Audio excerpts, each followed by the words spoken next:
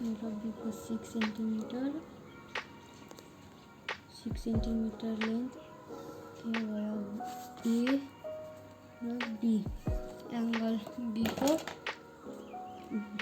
Angle be 75 degree दिएको छ 75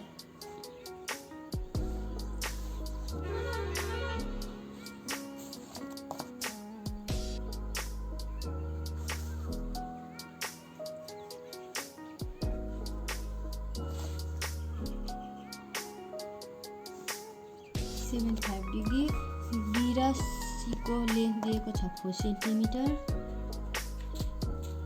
भयो बी र सी को लेन्थ कट गरिदिने हाम्रो सी पोइन्ट भयो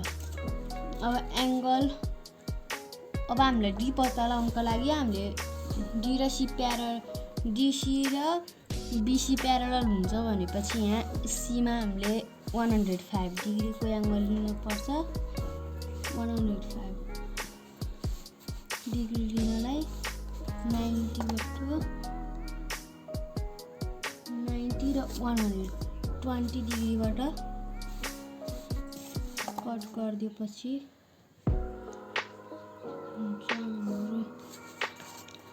अब एंगल सी र डी को लेन्थ रहेको छ 3.2 सेन्टिमिटर 3.2 सेन्टिमिटर आर्क लिएर कट गर्ने अब यो ए र डी पोइन्टलाई जोइन गरेपछि हाम्रो एंगल डी पनि पत्ता लाग्छ बी र सी को लेन्थ 4 सेन्टिमिटर डी र सी र डी को लेन्थ 3.2 सेन्टिमिटर ए र बी को 6 सेन्टिमिटर हाम्रो ट्रापेजियम गर्यो therefore ABCD is required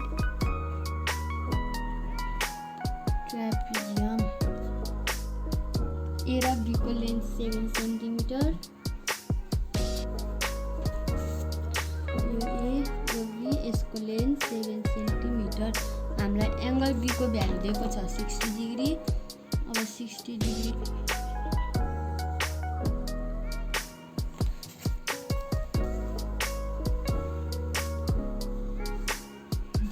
अब एंगल B र C को लेन्थ दिएको छ 5 सेन्टिमिटर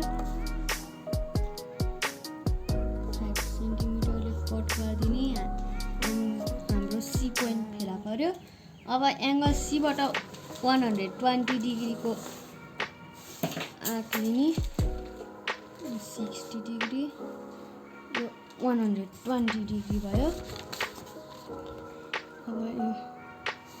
अब एंगल ए र डी को लेन्थ दिएको छ हामीलाई 6.5 सेन्टिमिटर यो 6.5 सेन्टिमिटर आर्क लिएर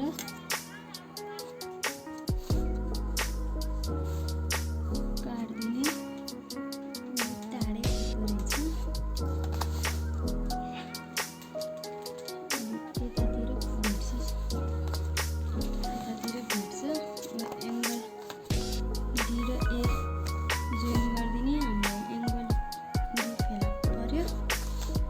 ए र डी को लेन्थ छ 6.5 सेन्टिमिटर यो भयो 120 डिग्री यो 60 डिग्री बी र सी को लेन्थ छ 5 सेन्टिमिटर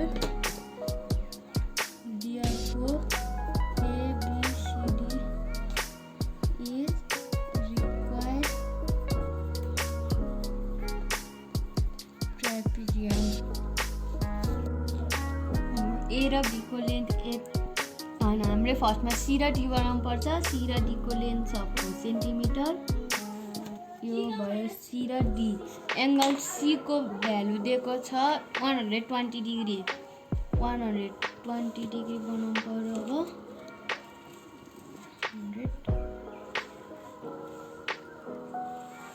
120 लाग्यो चाहिँदैन सरी 120 डिग्री भएपछि हाम्रो यो सी र बी को लेन्थ छ 6 सेन्टिमिटर 6 सेन्टिमिटर को आर्कले यहाँ काटिदिने र हाम्रो बी पत्ता लाग्यो अब यहाँ 120 डिग्री भएपछि अब हामीले यहाँ 60 डिग्री को एंगल लिनुपर्ने हुन्छ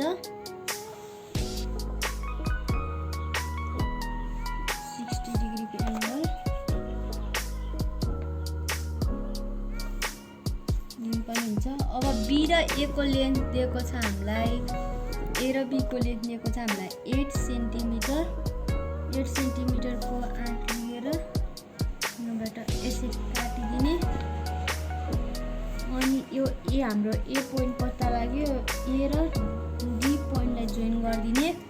ए र बी को लेन्थ दिएको छ हामीलाई 8 सेन्टिमिटर, यो 60 डिग्री हो। बी र सी को लेन्थ 6 सेन्टिमिटर, सी र डी को length 4 centimetre. Therefore, ABCD is required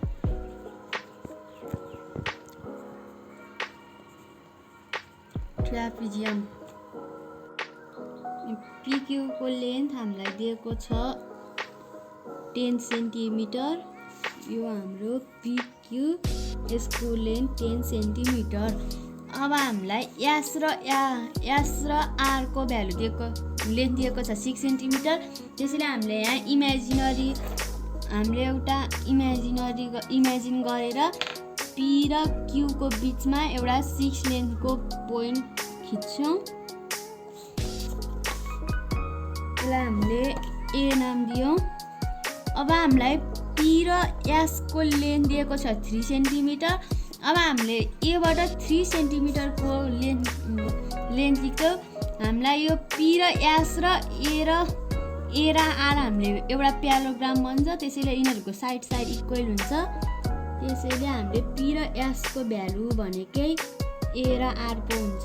यसरी आर लियो 3 सेन्टिमिटरको। अब क्यू र आर को लेन्थ दिएको छ 4 सेन्टिमिटर।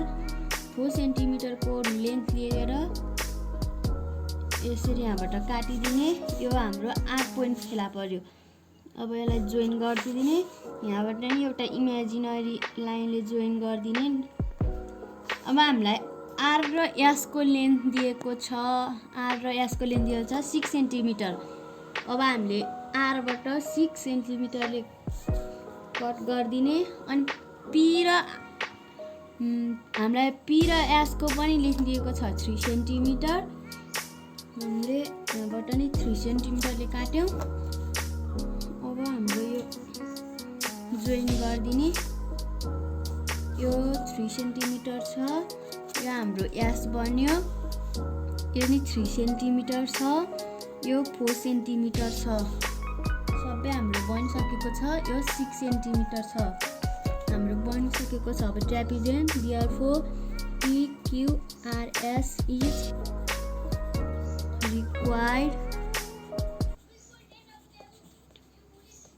trapezium।